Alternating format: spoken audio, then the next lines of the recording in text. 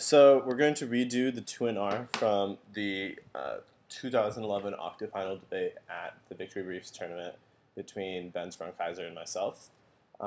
If you go and watch the video, we discussed how the 2NR was probably the least strategic 2NR I could have gave, and how a much more strategic 2NR would have been 5 minutes on either substance or theory and 1 minute on the other layer as a red herring to distract the 2AR and as a layer that the 2AR has to fight through. This is because the 1AR didn't give itself offense on theory, so it put itself in a position where it had to win theory and win case, and that lets the 2NR exploit that by winning either theory or case. Now, what I did in the 2NR is I tried to win theory and case, and in that process won neither, because I made crucial drops on both layers. That gets fixed by spending 5 minutes on one issue so you can comprehensively address everything. So what we're going to listen to is Kirk give a 5-minute theory speech that does the theory debate in that 2NR, and then we're also going to listen to a 1-minute theory speech to see what theory as a red herring would look like, where Kirk went for 5 minutes of substance in that debate. So I'm ready whenever you are. Alright. First I'll do the 5 minutes, starting with the paradigm issues. You ready? Yeah. Extend competing interpretation reasonability causes judge intervention because I have no conception of what seems reasonable for the judge. Supercharged by the lack of a bright line. I'll give you a bright line for you. The person who is most reasonable in the theory debate, who has the most offense linking back to their interpretation. You group your two responses. First, it's a question about strength of link. Even if there's some baseline level intervention, you significantly increase that via reasonability. Second, you resolve the debate on a line by line simply because there's one less speech, so 1 AC doesn't make the debate harder to resolve. Probably makes it easier because there's less ink on the flow. 3, you still engage on theory debate links, which means that you still link to your term. Extend that reasonability to erase the bottom because it encourages debaters to make more and more unfair arguments because they're still being reasonable. Your response is race to the top. However, race to the top will always be better than race to the bottom because the purpose of theory is to check back abuse, which means that it's always better to have a fair argument than unfair argument. Next paradigm issue is education versus fairness. You only make one response on this, is that judges are educators. However, 1, no, judge the role of the judge to adjudicate who actually wrong in the last round, which requires a conception of fairness. Second, even if judges are educators, the mechanism for which they should do the educating is properly deciding who wins around and giving an RFD to allow the debaters to learn afterwards. This gives them education, and which means that you need fairness as a mechanism to gain the education. You also conceded all the reasons why fairness outweighs the A points that debates a competitive activity. We care about winning. The B points that if we really care about education, we would simply have a discussion without time constraints. Clearly, our activity wasn't made that way, which means that there's some other purpose besides education. If you really care about education, you would concede the round to me right now. You're more than happy to do that. Clearly, you won't do that, which means that you care about winning too. This means that the biggest impact on the theory debate is fairness. There is an overview to standards. There are 4 internal links to the fairness. First is research burden. Second is even playing field. 2 is exclusion. And 4th is that asks you, however, even playing field outweighs all of them. The A point, that's literally the definition of fairness. The B point, all the others can be solved by external mechanisms like research burden. You can research hard and exclusion. You can watch videos online and ask you. I can give you something that is a competency to ask you. In this instance, I'll give you the post-fiat role of the ballot, which allows you to choose between truth testing and compare the world's paradigm. That's really strategic for you because it allows you to exclude offense that doesn't link into the paradigm that you choose. Sufficient to solve for your ask you. The C finds that I'm going to concede defense on research burden and exclusion, which means that the only question that's going to be remaining is whether even playing field is sufficient to outweigh ask you. I'll remind you again later why I asked is the biggest strength of link, which means that I asked is the biggest impact on even playing field. Go there now. You have conceded all the subpoints. The A subpoints that renders negative pre-round prep are relevant. That's not related to the plan. The B subpoints that supercharged in this round because you only defend like the 6th and 14th amendment. The C subpoint is that allows you to cherry pick the best example and best advocacy. That's also key to education because it ensures that you'll always have better qualified evidence than I am, which forces me to up layer in order for me to win by like running theory or T. Empirically proven in this round, you made an announcement on Tane that you're literally the definition of the Constitution. I can't outweigh that. All these arguments are independent reasons why you're significantly overcompensating for the AFSCU, even if there's an AFSCU, because it always ensure that you'll have the best contention level offense, which pigeonholes me into engaging on framework. Cross-apply this to your AFSCU arguments. On the line by line, your first argument is have more specific evidence. 1, there's no link to fairness. Just because I have more specific evidence, this doesn't make the debate more fair. Second line, interpretation still allows for specific scenarios. You simply can't run it in the form of plan. 3, this doesn't make sense. You can still have specific evidence when you're running a whole resolution, whole res adequacy, and for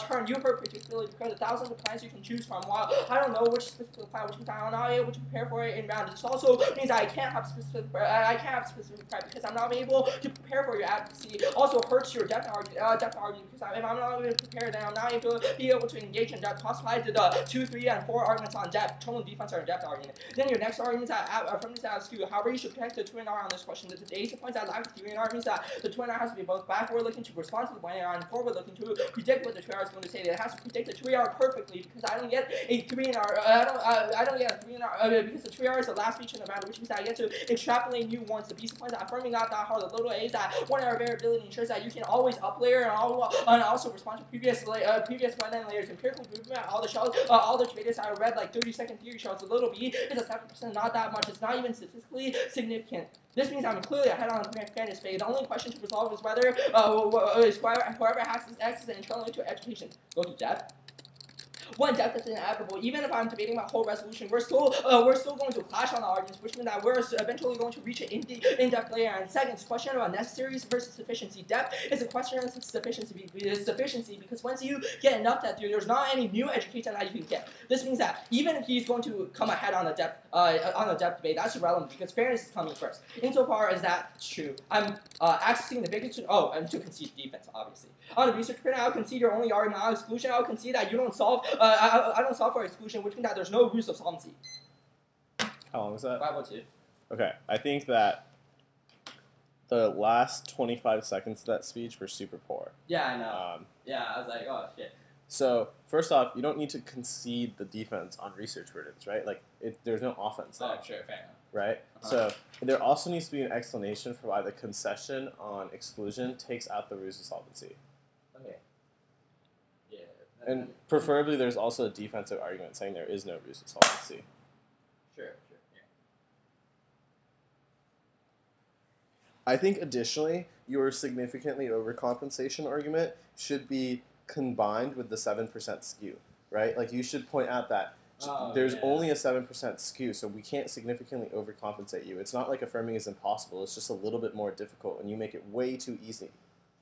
Sure. Okay. Yeah. Does that make sense?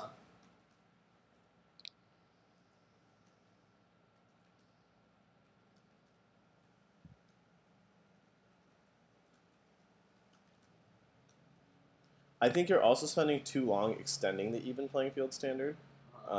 It takes up to about 30 seconds to extend the standard. That standard should be able to be extended in 10-15 seconds. Okay, sure. What about like the individual subpoints? Right, I would just say, you don't contest the actual warrants behind even playing field. Extend that. You walk into the round at a huge advantage because I don't get my pre-round prep, and you get to cherry pick the best scenarios, and you get to frontline those scenarios, which means that you're inevitably going to come out ahead on the contention debate, pigeonholing me into framework every single time. Okay, sure. Right? I've already explained in the overview why this outweighs all the other standards, but additionally, this definitely responds back to your impact turn saying affirming is too hard because you overcompensate. There's only a 7% skew, meaning that it is possible to win as the affirmative, and people regularly do that, but you make it way too easy to win as the affirmative. Your two responses miss the point. Your first argument is that I get specific links. A point here is that blah, blah, blah, blah, blah. B point here is blah, blah, blah, blah, blah, etc. Right? So that extension can be more concise. Sure. Right? Like, you're extending the whole, like, you're extending basically the whole argument. Okay, I'm extending the claim and the impact. Okay, yeah.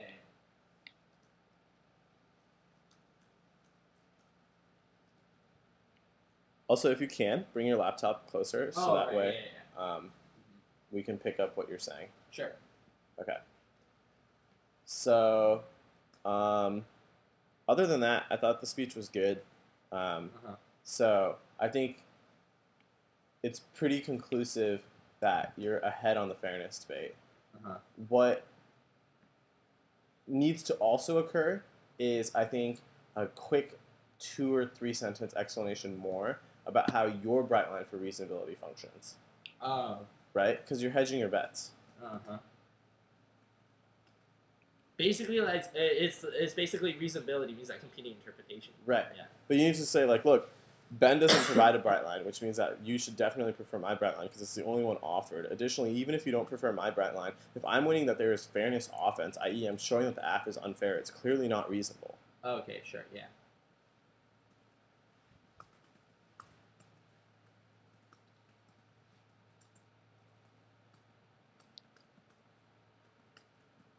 Cool. So I'm ready for the 2NR redo. That's 1 minute long.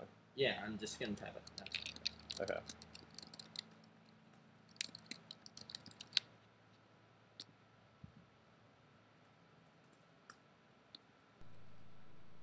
So now we're going to listen to the 1 minute version of this speech with the understanding that this is a red herring, by which we mean that the 2AR is essentially just, we're constructing a hoop that the 2AR has to jump through in hopes of sucking up their time and minimizing the time they can spend on substance. So if we spend a minute on theory in the 2NR and we can get the 2AR to spend a minute on theory as well, that's an excellent time trade-off. Yeah.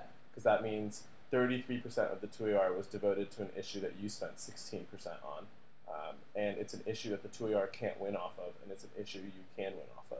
Sure. So it's like a double win in terms of only you get access to the ballot off that issue, and you spent way less time on that issue.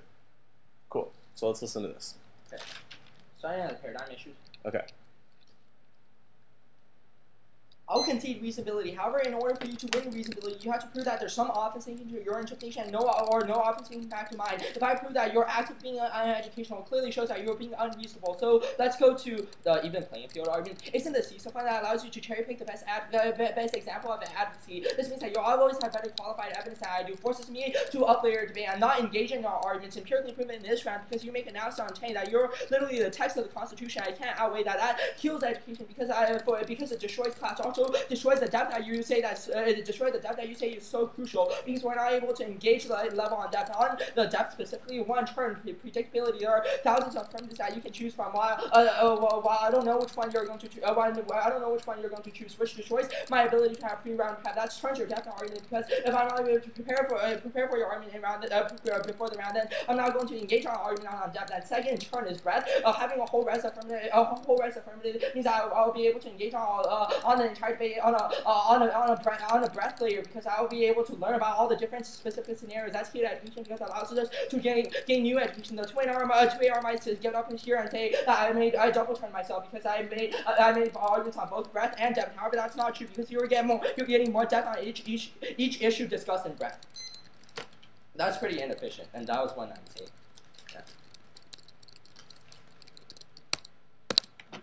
I think also, ideally, the speech extends the terminal, like, basically, in this speech, you've conceded the fairness debate.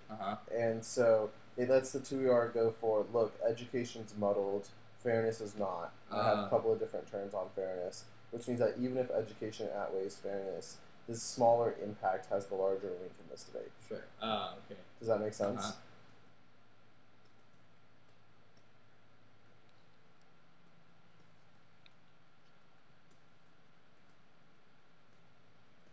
What's the best way to respond to the fairness scenarios if I only have 1 minute? So I would have done it. I think extending the even playing field argument, the CISA point, as reason why it overcompensates for their absolute argument, and then conceding defense on exclusion, right? Yeah, and putting one argument, the best argument you have against you get more specific links. Oh, right. And just making the predictability yeah, I can make the predictability argument on the specific link cross-apply to depth. Yeah, or you can make it on depth and cross-apply to the turn. Right. I think it's better to make it on depth. Sure. So the order of this speech would be it would be something like this if it was 1 minute long. I concede reasonability, but you still need offense to prove that the AF is reasonable. If I'm winning offense for why you're not educational, you don't win your reasonability bright line. On depth, one turn, predictability controls the internal link here. If I can't predict your AF, I can't have in-depth arguments because I don't have the cards to engage you, which means I'm always going to uplayer. A kills clash because I don't actually engage the AC the way you want me to, and B kills depth because you don't get the in-depth argumentation that you claim is so important. Also responds to your turn on even playing field because I don't get the access to more specific links that you claim is so awesome. Second problem here is that you also kill breadth because you only get one issue in your round, but I get several issues in my debate, which means that we get to encompass a larger breadth of issues. Breadth outweighs depth because depth is never necessary in terms terms of actual knowledge that we gain. We actually need the breadth from debate. We can get the depth of knowledge later on down the line in college, but this is the best time to get exposed to different issues. On fairness, real quick, extend the defensive argument on. Extend his defensive argument on exclusion, saying that this is not a controllable root cause of exclusion, means no ruse of solvency. Additionally, ruse of solvency is bullshit. He's making a psychological claim without a psychological warrant. No one here is under the illusion that they're solving for exclusion. The only other argument left is the impact turn. Extend the even playing field argument, C subpoint, which says blah, blah, blah, blah, blah. Yeah, sure. Right? I was probably at about 45, 50 seconds there. And I'm a lot slower than I used to be. Right. And I was a little bit inefficient there as well. Right? So you should be able to go at least at that pace, if not a tiny bit faster, and also be a little bit more efficient. And so do you see how I went through it? Yeah. But do you notice how, like, even now my arguments are more concise than yours? Sure, yeah. Like, it's almost like my arguments are choppy, right? It's like a sentence, sentence, sentence. It's like one sentence sets up the next. Like, claim, warrant, impact, claim, warrant, impact. Sure. Does that make sense? Yeah. Like, on the depth turn, like, predictability controls the link. That's the claim. Warrant is, if I can't predict your app, I'm always going to uplayer, meaning we don't ever get the depth you want. Sure. Yeah. So that was warrant and claim, right? Or sorry, warrant and impact. Right. Impact is we don't get the depth you want. Warrant was, if I can't predict it, I'm going to uplayer. Sure. Yeah. Does that make sense? So you can make your arguments much more concise. Like, you can make a sentence where the first clause is the warrant and the second clause is the impact.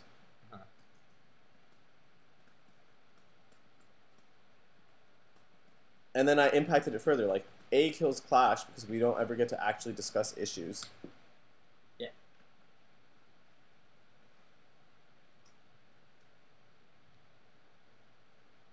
Okay, yeah, it makes sense. Wait, so it would go like... I would go reasonability, depth, and then I would go to exclusion, and then I would quickly respond to the impact turn. You want me to redo that again? If you want to, sure. Okay. If you think you can right now. Just it's good practice. Yeah. Ready? Yeah. I'll concede reasonability. However, in order for you to win reasonability, you have to prove some office in your interpretation. If I win that, you're being uneducational. You're not being reasonable on depth.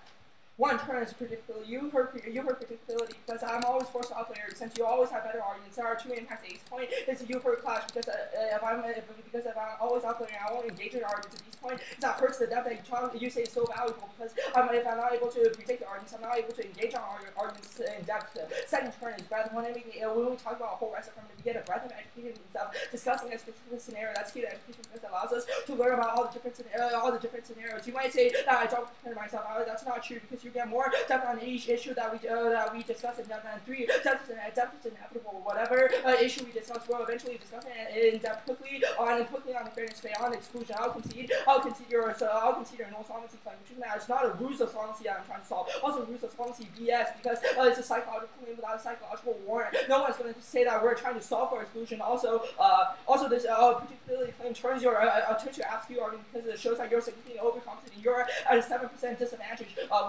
but you always ensure that you have better evidence, which means that it pigeonholes me to grade 113. 113, okay. And that could have been improved significantly. Yeah. First off, I think the psychological claim without psychological warrant, the way I'm making it is very different from you, right? I say psychological claim without a psychological warrant. No one's under the illusion that we solved exclusion. Okay. You're saying no one thinks we're trying to solve exclusion, right? But that makes no sense because the argument you made seemed to indicate that you were trying to solve for exclusion. Okay, sure. Right? Do you see the how just a couple of words there can really change the strength of the argument? Sure. Yeah. Okay. Other thing is, I think the weighing on breadth versus depth that I'm doing, that breadth outweighs depth, is more strategic than preempting the double turn. Because I don't know if the 2R is really going to go for the double turn. Or at the very least, I would make the weighing in place of the depth inevitable argument. Right. Make sense? Sure. Yeah. I also think that the way you're warranting the predictability claim can be stronger, right? Like, your warrant for it is not particularly strong. You just say it hurts predictability, which means that the neg will always up there. You need to give a reason it hurts predictability, right? I would say something like, thousands of different apps mean that, or thousands of possibly legitimate plans means that the neg is always going to be incentivized to up layer because I can't possibly prep at the same depth as you are on the one plan that you prep. Sure. Yeah. Makes sense? Mm-hmm.